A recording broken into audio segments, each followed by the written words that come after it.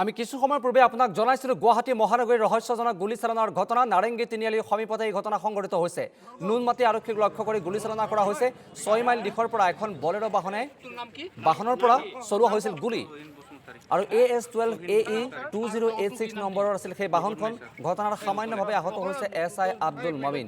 আৰক্ষীয়ে খেদি সেই বাহনখন জব্দ কৰিছে। আমি পোনপটীয়াকৈ গৈছো আমাৰ সাংবাদিক কৌশিকৰ কাষলৈ। কৌশিক, এই মুহূৰ্তত আপোনাৰ হাতলৈ কি তথ্য আহি পৰিছে দেখিবলৈ পোৱা গৈছে, যিহেতু এখন থানালৈ লক্ষ্য কৰি গুলিচালনা কৰিছে আৰু এই ঘটনা কিন্তু এটা বৰ সাধাৰণ বা সহজ ঘটনা নহয়।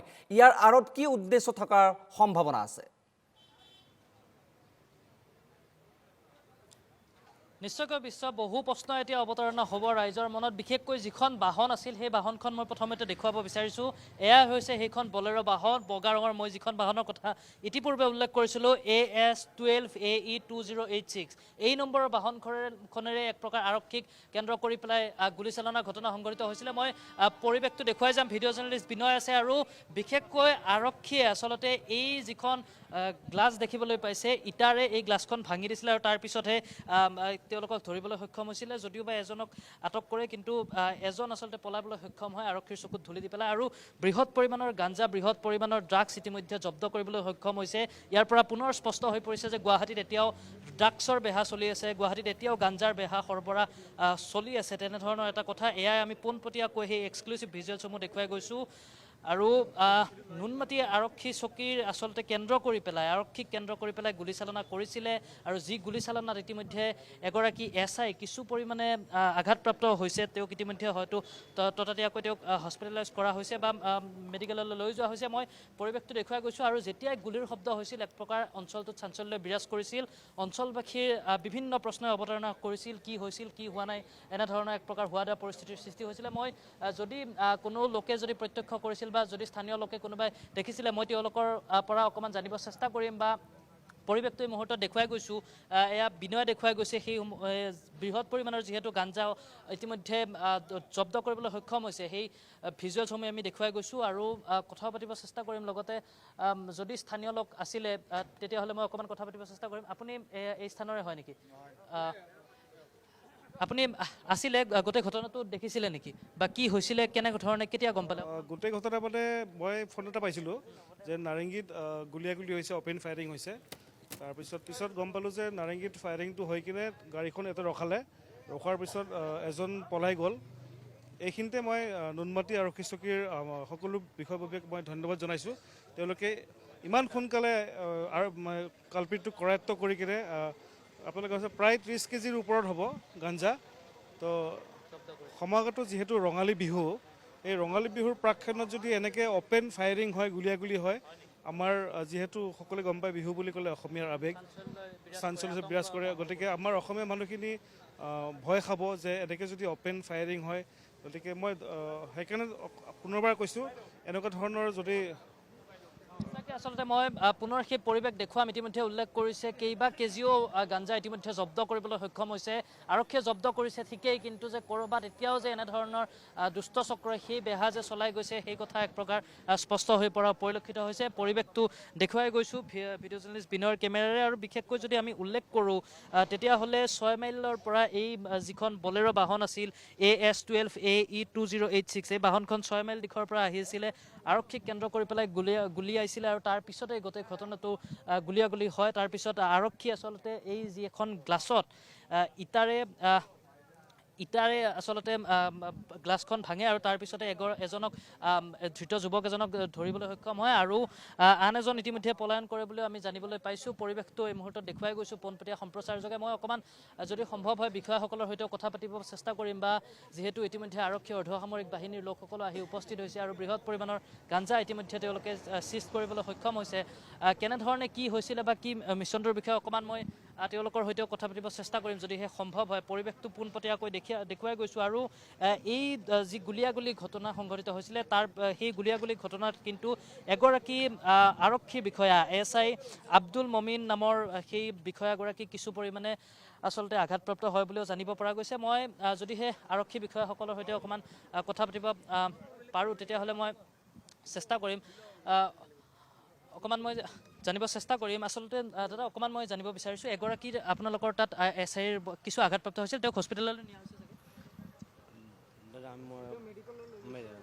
বাকী তদন্তত আছে এতিয়া ছাৰে চাব আমাৰ OC ছাৰে চাব নিশ্চয়কৈ সেই গৰাকী বিষয়াক ইতিমধ্যে হস্পিটেললৈ লৈ যোৱা হৈছে বুলি গম পোৱা গৈছে আৰু ইতিমধ্যে নুনমাটি থানাৰ OC আহি উপস্থিত হৈছে তেওঁলোকে বৃহৎ পৰিমাণৰ গাঞ্জা ইতিমধ্যে ধৰিবলৈ সক্ষম হৈছে আৰু মই পুনৰ উল্লেখ কৰিব বিচাৰিছোঁ যে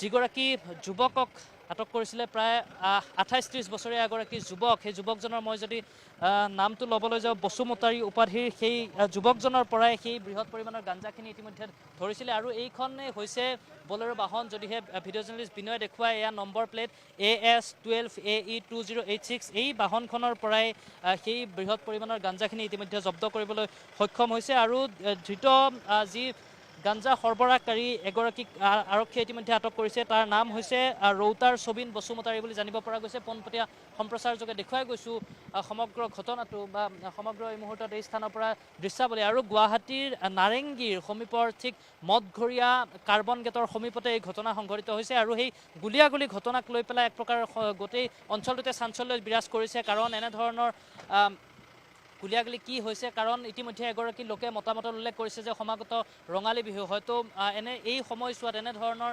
গুলীয়াগুলী ঘটনা বা এনেধৰণৰ ড্ৰাগছ সৰবৰাহকাৰী ঘটনা কিন্তু ক'ৰবাত নিশ্চয়কৈ বিভিন্ন প্ৰশ্নৰ অৱতাৰণা হৈছে গুৱাহাটীত এতিয়াও এনেধৰণে মুক্ত অৱস্থাত এনেধৰণে লোকসকলে ঘূৰি আছে নেকি গাঞ্জা সৰবৰাহ এতিয়াও হৈ আছে নেকি এতিয়াও এনেধৰণে মুকলিকৈ ড্ৰাগছ সৰবৰাহ হৈ আছে নেকি বিভিন্ন প্ৰশ্নৰ এতিয়া ৰাইজৰ মনত অৱতাৰণা হৈছে এয়া আমি এই মুহূৰ্তত এই স্থানৰ পৰা পোনপটীয়াকৈ সেই সম্প্ৰচাৰ দেখুৱাই যাব চেষ্টা কৰিছোঁ বিশ্ব নিশ্চয় আৰু সমগ্ৰ ঘটনাটোক কেন্দ্ৰ কৰি ব্যাপক উত্তেজনাৰ ব্যাপক প্ৰতিক্ৰিয়াৰ সৃষ্টি হোৱা দেখিবলৈ পোৱা গৈছে গুৱাহাটী মহানগৰীত সৰ্বসাধাৰণ জনতা নিৰাপদ নহয় এই কথা ঠিক এই কথা সত্য শুদ্ধ বিভিন্ন সময়ত সংঘটিত অপৰাধজনিত ঘটনাসমূহেই তাৰ প্ৰমাণ কিন্তু নিৰাপত্তাৰক্ষীয়ে গিজগিজাই থকা এখন মহানগৰীত ইমান অপৰাধ প্ৰৱণতাৰ পাছত এইবাৰ খুদ আৰক্ষী থানালৈ লক্ষ্য কৰি গুলী নিক্ষেপ কৰা হৈছে এই ঘটনাই কিন্তু এতিয়া সাধাৰণ জনতাক আকৌ এবাৰ ভবাই তুলিছে গতিকে এই ঘটনা কেন্দ্ৰ কৰি এতিয়া সমগ্ৰ অঞ্চলজুৰি প্ৰতিক্ৰিয়াৰ সৃষ্টি হোৱা দেখিবলৈ পোৱা গৈছে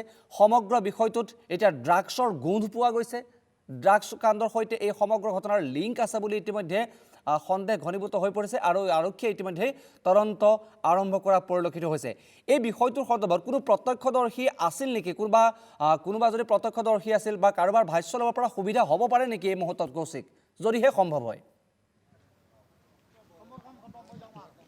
নিশ্চয়কৈ মই অকণমান চেষ্টা কৰিম কাৰণ ওচৰতে এখন আমি দোকান দেখিবলৈ পাইছোঁ যদি সেই দোকানীজনৰ যদি আছিলে যদি তেতিয়া হয়তো তেওঁৰ পৰা অকণমান জানিব পাৰি মই অকণমান সেই স্থানলৈ আচলতে যাব চেষ্টা কৰিম আৰু সেই দোকানীজনে আচলতে প্ৰত্যক্ষ কৰিছিল নেকি বা যিহেতু সমীপতে গোটেই ঘটনাটো সংঘটিত হৈছিল কিবা দেখিছিল নেকি অকণমান মই জানিব চেষ্টা কৰিম কি ধৰণৰ গুলীৰ শব্দ হৈছিল বা কি হৈছিল অকণমান জানিব চেষ্টা কৰিছোঁ দাদা আপোনাৰ দোকানতে আছিল চাগে গুলীৰ শব্দ শুনিছিল মই বিশেষ শুনা নাই মানে গোটেই পুলিচবিলাক অহা মানে মই ডিটেইলছটো কৈ আছোঁ ট্ৰাফিক পইণ্ট ছিগনেল জ্বলিলে গাড়ীখন ৰখাই কিনে গাড়ীখন মানে ৰখাই পলাইছে তাৰ পিছে পুলিচবিলাক আহিলে পুলিচবিলাক খেদিছে সেইটোৱে আৰু মই জানো গুলীৰ শব্দ শুনিছিল ইয়াতে নহয় গুলীৰ শব্দ শুনা মতে ইয়াত নহয় নাৰেংগী তিনিআলিত ইয়াতে পুলিচে খেদি আহি ধৰিছে খেদি ধৰিছে সেইখিনি ইয়াতে ধৰা আপুনি দেখিছে এজন পলাই গৈছিল নেকি পলাইছিলে